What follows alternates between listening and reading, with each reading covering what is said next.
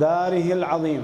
إخوتي الأكارم، أحييكم بتحية الإسلام الخالدة، السلام عليكم ورحمة الله تعالى وبركاته. وأسأل الله العظيم رب العرش الكريم أن يوفق الجميع لمراضيه، وأن يجعل حالنا وحالكم وحال المسلمين أفضل من ماضيه. يقول النبي الكريم صلى الله تعالى عليه وسلم: من يرد الله به خيرا يفقهه في الدين ويلهمه رشده، وإنما العلم بالتعلم والفقه بالتفقه.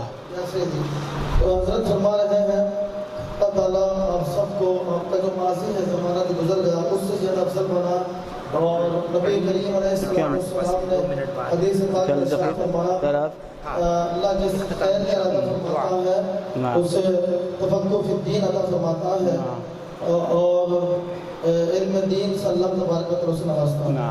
व अंतुम इलियतुल कौम, आप कौम के अंदर आप तुलबा जो हैं आला तरीन लोग हो।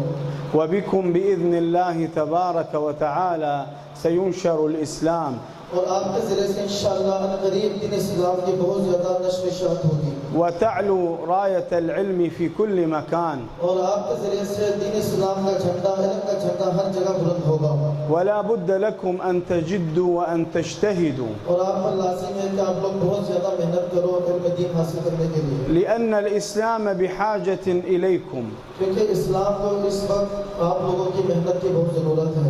اعلموا أنكم ممن يحبه الله، आप लोग ये बात अच्छी तरह जान लो, आप वो लोग हो कि जो अल्लाह तबारक व तआला से मोहब्बत करते हैं। ولولا أنه جل جلاله وعم نواله أحبكم ما كنتم ها هنا. और अगर अल्लाह तुम लोगों से मोहब्बत ना करता तो इस जगह कभी भी नहीं होते। وعليكم أن تلتزموا بأشياخكم، وأن يكون العلم الذي تأخذونه عنهم خالصا لوجه الله تبارك وتعالى. लाज़िम है कि आप अपने असातिज़ा का एहतराम और उनका दामन थामे रखो और जो भी इल्म हासिल करो उनसे उसका भी एहतराम करो।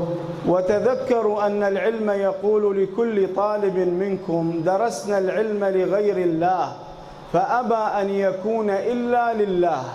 तो ये भी जान लो कि इल्म दीन हर एक तालिब से कहता है कि जब तुम ये कहते हो कि हमने इल्म जो है अल्लाह के अलावा किसी और के लिए हासिल किया तो इल्म ये कहता है कि ये इल्म तुम्हें कोई फ़ायदा नहीं देगा।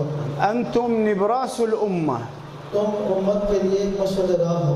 واعلموا أنكم لا بد أن تجتهدوا.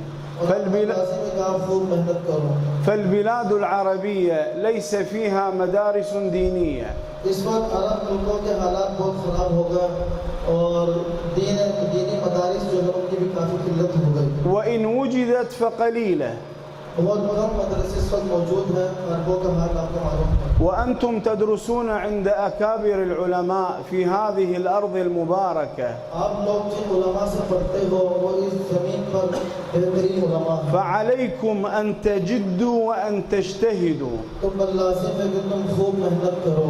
وسيأتي يوم من الأيام بإذن الله अनकरीब अल्लाह के हुक्म से ऐसा एक दिन आएगा سينشر العلم في بقاع الأرض وفي الوطن العربي بكم. कि दुनिया के खित्ते पर और अरब मुल्कों में जो है आपके ज़रिए से अल्लाह तबारक व तआला इस दीन और इस इल्म की इशाअत फरमाएगा। وأسأل الله تبارك وتعالى لكم الموفقية والقبول، وأن يكون كل मैं अल्लाह तबारक व तआला से दुआ करता हूँ अल्लाह तबारक व तआला आपको तौफीक भी दे और आपकी इस मेहनत को कबूल भी फरमाए, وأن تكون أعمالكم خالصة لوجه الله. और आपकी नियत जो है सिर्फ अल्लाह ताला की रज़ा हो। هذا الذي أقول ولا أريد الإطالة لأننا على وشك أن نسافر. أسأل الله لكم بدعوة رسول الله صلى الله عليه وسلم: اللهم انفعهم بما علمتهم وعلمهم ما ينفعهم وزدهم علما الذكر كثير واجعلهم خالصا لوجهك الكريم، واجعل ما أخذوه من العلوم خالصا لوجهك الكريم. أوصيكم بتقوى الله في السر والعلن، وهذا الذي تأخذونه هو ما رزقكم الله إياه. ولا تنسوا مشايخكم وأمة الإسلام من دعائكم، فأنتم أهل الإجابة، أنتم ممن يستجاب لدعائهم. وصلى الله على سيدنا محمد وعلى آله وصحبه وسلم، إلى روح حضرة النبي الكريم وآله وأصحابه والصالحين، وحضرة الغوث الأعظم، وحضرة سيد الطائفة، وحضرة السري السقطي، وحضرة الإمام أبي حنيفة، وحضرة الإمام موسى الكاظم، وسائر من في بغداد والعراق، ولكم ولأهل باكستان جميعا الفاتحة مع الصلوات.